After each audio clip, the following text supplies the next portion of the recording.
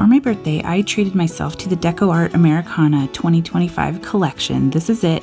And then I went, I want to challenge myself and see if I can fit all 12 of those colors on a mandala.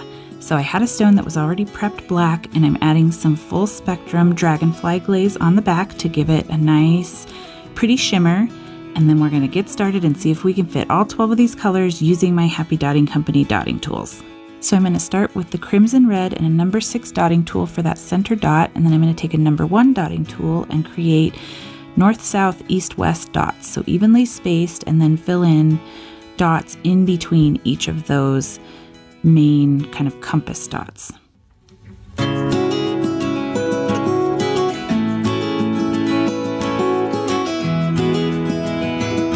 Now I'm going to move up to this mango color and a number 2 dotting tool, and I'm going to place my dots in between the smaller crimson red dots. So you're kind of offsetting them, and just go around the circle, and this is going to be the pattern for the whole, at least initial part of the mandala, and I'm just going to show you the colors and the size dotting tools that I'm using, but the same concept is going to exist. I'm going to place those dots in between the prior circle of dots so they all kind of nest inside of each other. I have not done a mandala in a hot minute, so this was a really good challenge to kind of get my feet back into the dotting and just challenge myself to see if I could fit all 12 of these colors. And I figured Deco Art already curated the colors for me, so I didn't have to think hard on that. I arranged them kind of in the colors of the rainbow. That was kind of what made sense to me, so I started with the red, and we're just going to bloom on out through all the colors of the rainbow.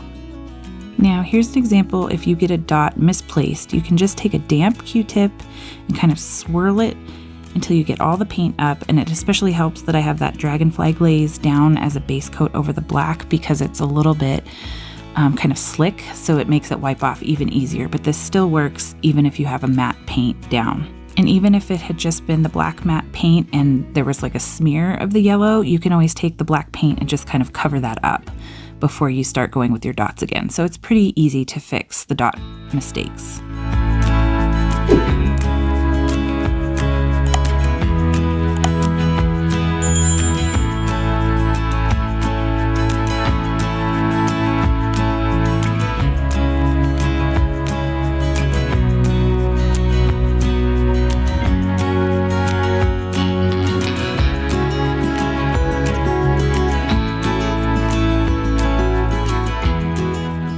Now we're going to shake things up a little bit, and I'm going to use my petal dotting tool from Dot Art Depot.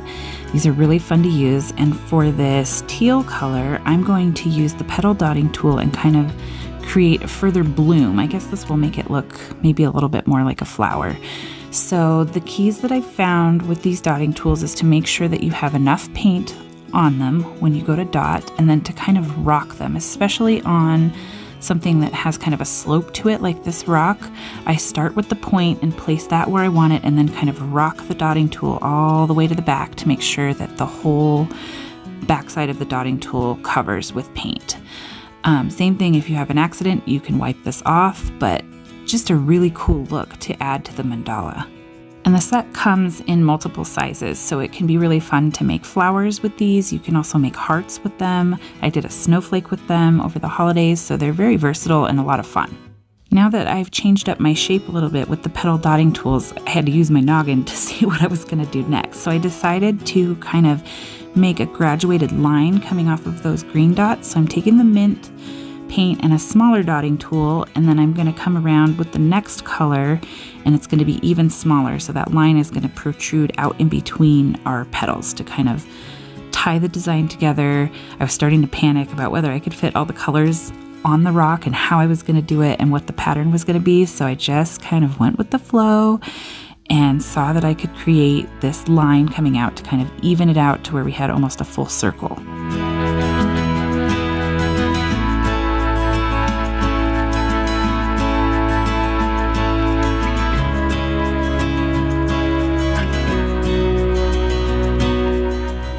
And now I was kind of back at square one, and I was like, what am I going to do now?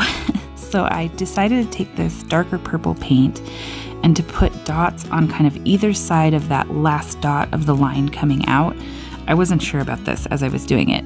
It felt a little odd, but I went with it and continued on. So you can see I'm kind of putting it in between the petals, but then also on either side of that small blue dot from the graduated line that I just created. And this created me sort of a pattern where I had an in-between spot to place a larger dot, which is exactly what I'm going to do with the lavender paint. I'm going to take the number 6 dotting tool, which is what we started with for the center dot, and I'm going to place it in between the dark purple dots and kind of at the point, or kind of that center point of the petals blooming out. And this was the 12th color. So we did it. Got all the colors on here, but now I'm going to take some white paint and I want to create kind of a graduated scallop around these larger lavender dots. And so the really experienced mandala artists can just do this with one dotting tool and do what they call walking dots, where you load it up with paint and then kind of keep dotting around that circle until the dots get smaller, because the paint is less and less on every dot. But if you want to be either really picky about it or you feel really beginner status, you can actually use the numbered dotting tools. So I started with a larger dot and then I went down. I think I started with 3 for the middle dot. Now I'm on 2, and now I'm going to go down to 1, and I'm just creating those dots that kind of surround that larger purple dot, because I felt like those purple dots were just kind of hanging out there and they needed a finishing, something to kind of tie it to the larger design. So I felt like this would tie it all together and kind of finish that outer layer.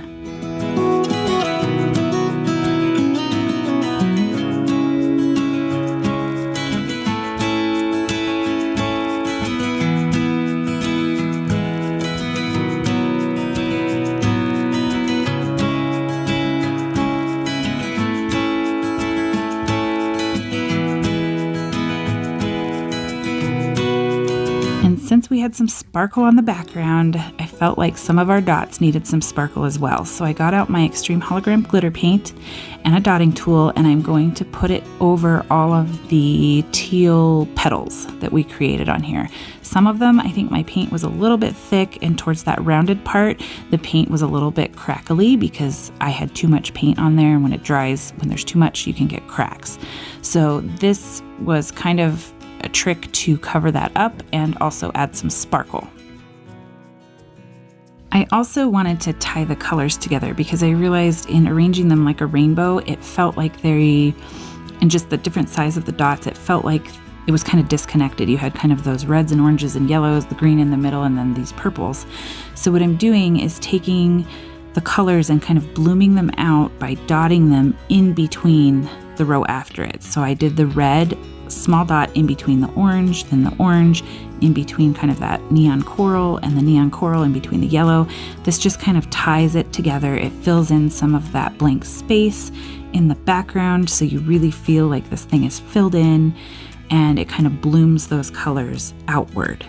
And then when I got to this mint color again, I thought there was kind of a weird space in there because of the petals that we added, so I decided to do another kind of scallop surrounding those green dots like we did with the white paint on the edge, just on the inner part of the mandala, and using the mint color. And I love how this really like filled things in, filled in that blank space and tied it all together.